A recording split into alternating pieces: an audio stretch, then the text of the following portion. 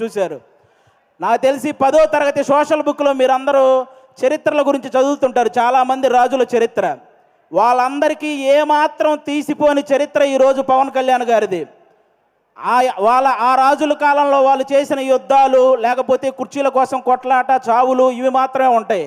కానీ మన పవన్ కళ్యాణ్ గారి చరిత్రలో త్యాగాలు, సహాయాలు ఇవి ఉంటాయి.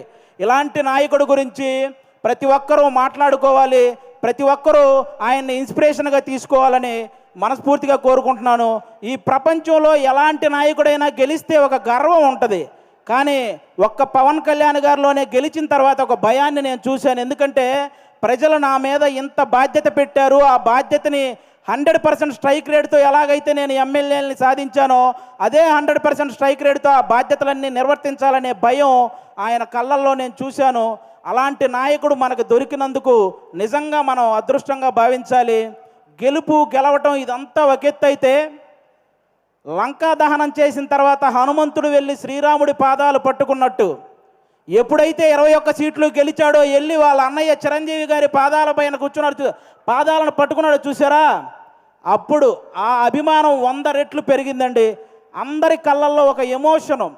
అంటే మెగా ఫ్యామిలీకి ఎప్పుడు దూరంగా ఉంటాడు కళ్యాణ్ గారు, దూరంగా ఉంటాడని అనుకునే వాళ్ళందరికీ ఈ విజయాన్ని తీసుకెళ్ళి అన్న దగ్గర పెట్టాడు చూసారా, అంతకంటే ఎమోషనల్ మూమెంట్ ఇంకోటి లేదు. అది మనకి ఎప్పటికీ గుర్తుండిపోతుంది.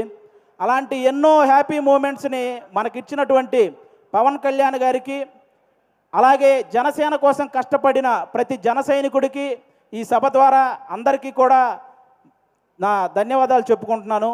Thank you so much. ఈరోజు ఇక్కడికి ఇంతమంది వచ్చినందుకు మీ అందరికీ వన్స్ అగైన్. ఇక నుంచి మనకి ప్రాబ్లమ్స్ ఏమి ఉండవు, అంతా హ్యాపీగా నడుస్తుంది 5 సంవత్సరాలు. కాబట్టి మీరందరూ ఇలాగే ఈ సక్సెస్ని ఎంజాయ్ చేయాలని మనస్ఫూర్తిగా కోరుకుంటున్నాను. థ్యాంక్ యూ అండి. Thank you. అందరికీ ఒక డౌట్ ఉంది, డిప్యూటీ సీఎం గారు సినిమాలు చేస్తారా? చేస్తారండి, కంపల్సరీగా. కొన్ని ఉన్నాయి కదా బ్యాలెన్స్, అవి పూర్తి చేయాలి కదా, చేస్తారు. మమ్మల్ని ఎప్పుడు ఎంటర్టైన్ చేయడానికి